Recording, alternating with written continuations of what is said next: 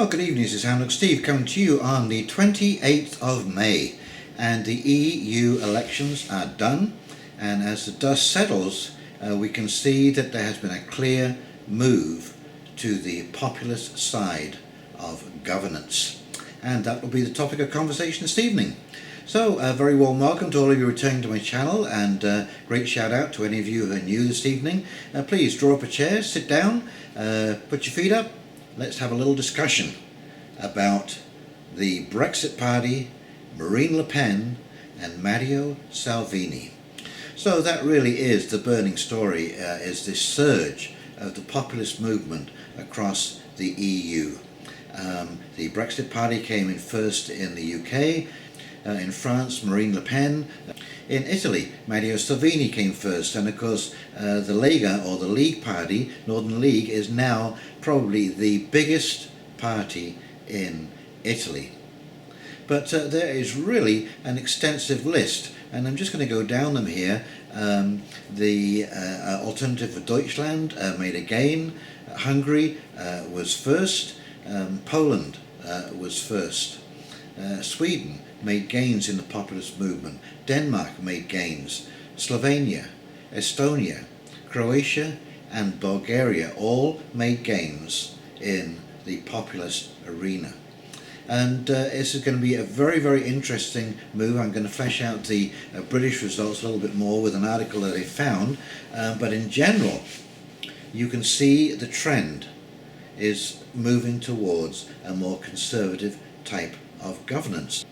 A complete rejection of the globalist movement, and as I said before and fleshed out several times, the last 50 years has really been a disaster when you look at it, and the result that we're now seeing, the fallout that we're now seeing from the globalist type of governance. And of course, because these people are so insulated in their bubble, they're not seeing, or they're insulated from, the things that we all see in everyday life. We can all see things going wrong. We can all see where the potholes are on the roads, and the wasted money, and the boondoggle make-work projects that never seem to accomplish too much, and realize that we're getting poorer and poorer, and nobody is addressing the nonsense.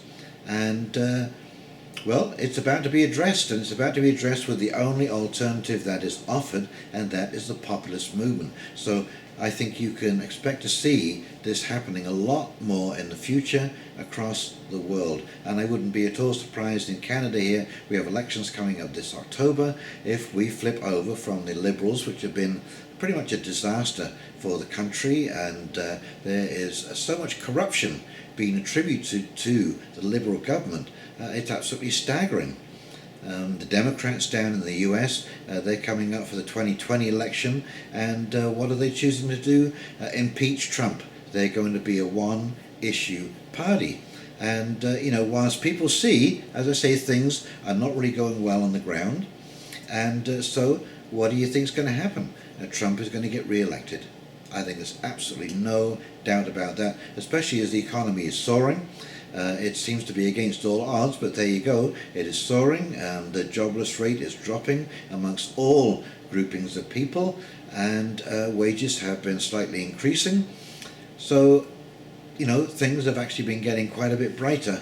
They're not excellent, of course. There's still many issues to be addressed, namely the infrastructure issue, but there is some improvement that can be a measurable improvement, and the Democrats are really offering no alternative. Impeach Trump is not a platform. Okay, it might be cute, it might be catchy, but it is not a platform. You need to be talking about what you're going to do and how you're going to do it. That's workable. And I'm afraid the Green New Deal may look very glamorous and glossy, but when you start drilling down into it, you start realizing that it's not very practical at all. And nobody seems to be able to come up with the simple answer of who is going to pay for this, other than by printing money. And well, we all know how that works out. Go check in with Zimbabwe or the Weimar Republic, and they will let you know exactly what happens when you start trying to print your way out of trouble. Anyway, let's just flip over to these articles that I found, and they will go down a little deeper into what happened in Britain, and then we'll come back and we'll do a quick wrap up. Okie dokie, here we go. From The Guardian, European elections 2019, Tories unlikely to deliver on Brexit, says Farage, as it happened.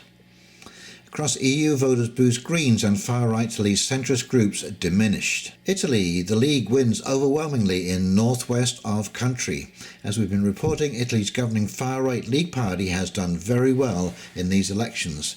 We are now getting some detailed projections from different regions, including the northwest, where the party has a strong support, projecting it win 41% of the votes in the northwest region. The UK Liberal Democrats is the strongest voice of Remain, says Cable.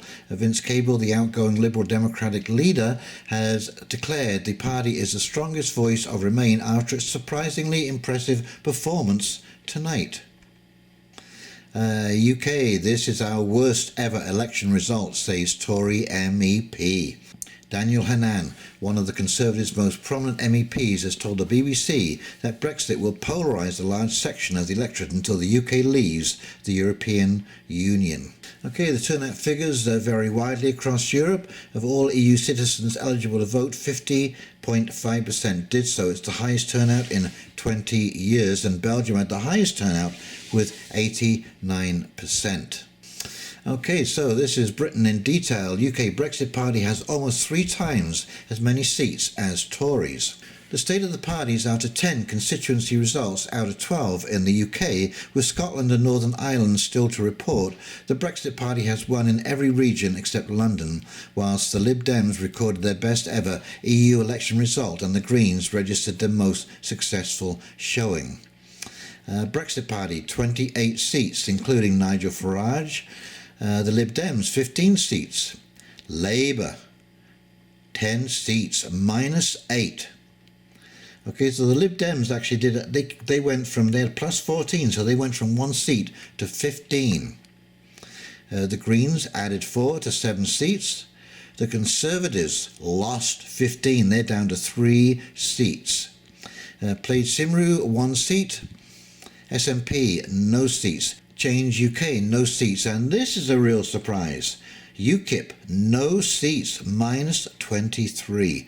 So this means that Carl Benjamin did not get elected as an MEP. And of course this is more trouble for the Conservative Party, who are already at an all-time low. The Change UK leader Heidi Allen has said that if Boris Johnson or another no-deal Brexiteer becomes Tory leader, there could be more Conservative MPs who break away from her former party. And they'll go straight over to the Brexit Party. RT, EU election results show people are fed up with fake democracy. Anti-establishment forces had major gains in the EU elections because voters are tired of parties refusing to challenge Brussels. Analysts told RT, saying the results also show that migration is still a top issue. Eurosceptic parties made considerable gains in the European Parliament elections, leaving the bloc's establishment parties badly battered and searching for answers. Ultimately, analysts told RT it illustrates how Europeans have run out of patience for politics as usual. In the past, whenever the EU found itself in trouble, Brussels would always remedy the crisis by calling for more European integration. Dr. Werner Patzelt, a political science professor at the Technical University of Dresden, noted, and until now, Brussels always got its way. This time, it was different. And of course the migration crisis still haunts the EU. Before heading into the elections, Brussels and its advocates argued that the migration crisis had been largely settled and that immigration was no longer a key issue for European voters. However, the electoral success of Austria's Conservative People's Party, led by now deposed Chancellor Sebastian Kurz, indicates that Europeans still see mass migration as a pressing problem. The party enjoyed a victory that can be attributed to Kurz's strong policies on immigration. And that too goes for Matteo Salvini. John Lachlan, the British Conservative author and historian, agreed, observing that Kurz's strong electoral showing suggests his party was in tune with the prevailing political climate in Austria. Fed up with fake democracy, the election has revealed an uncomfortable truth for Europe's traditional political parties. Voters are no longer satisfied with the status quo. More radical, pro-active parties are siphoning votes from the mainstream political establishment. In Germany, Social Democrats lost to the left wing, Greens, and the Christian Democrats lost to the right wing, Alternative for Germany, said Pat Zelt. The Social Democrats and the Christian Democrats simply lost their effectiveness for a significant part of the electorate.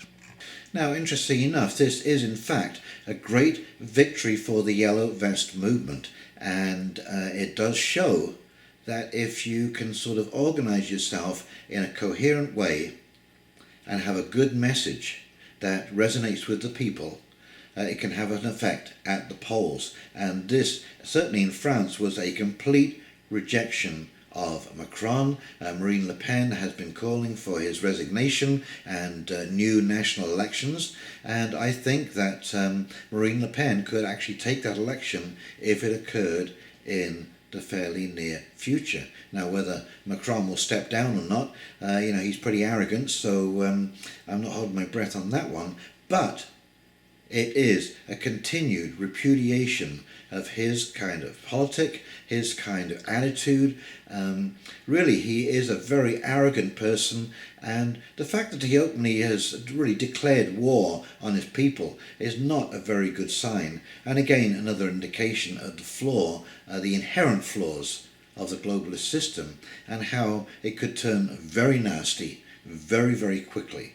So I would suggest to all of you that you really look at what you might be climbing on board with here. And again, I'm maybe repeating myself, but this is the point of the videos that I'm making, is to point out the flaw in the system. That it looks real nice, but when you start to taste it, go ask people in Russia, go ask people in Ukraine. You go ask people who lived in the Eastern Bloc, in any of the Baltic states, what it's like living under communism. And that is what globalism is certainly looking like in Europe, is all in communism, but with a high-tech edge. There's going to be an identity system based on the blockchain, and if you're not on that system, you will not be able to function. That blockchain will ensure that you cannot tap into anything unless you are on the blockchain. And you start tying this together with the social credit system in China, and you have got the complete and utter numbering of every citizen in this world. And once you are numbered, oh boy, then they've really got you. So anyways, if you want to go along with the program, please go right ahead, but it's not for me, I'm afraid, and I will be doing my own independent thing, growing my own food, and taking care of my own business. Thank you very much. And so if you've enjoyed this video, if you enjoyed this little chat, please comment, like and subscribe below. And in the meantime, this is Hound Dog Steve signing off, wishing you a very pleasant evening, and we will talk very, very shortly. Okie dokie. See you now. You take care. Bye.